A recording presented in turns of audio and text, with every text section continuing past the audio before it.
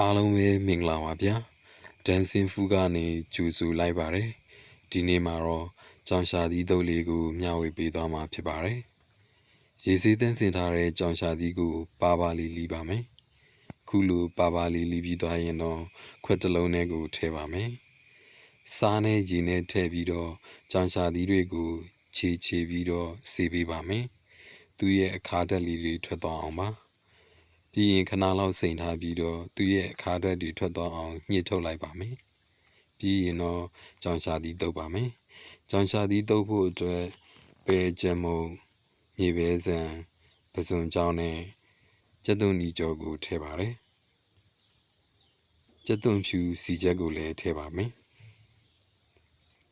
ပြီးရင်အရသာအတွက်တော့အချိုမုံနဲ့ကြက်သားမုတ်ကိုသုံးပါတယ်အချင်းထက်လေးရအောင်တက်မြာရည်လေးလည်းနှဲငယ်ညစ်ထည့်ပါတယ်အားလုံးထည့်ပြီးသွားပြီဆိုရင်တော့နှံ့သွားအောင်တေချာလေးတုပ်ပေးပါတယ်တေချာလေးတုပ်ပြီးသွားလို့အရသာလည်းစိတ်ကြိုက်ဖြစ်ပြီးဆိုရင်တော့ကြောင်ရှာသီးတုပ်လေးရပါပြီကြည့်ရှုပေးတဲ့အတွက်အားလုံးကိုကျေးဇူးတင်ပါတယ်ဗျာ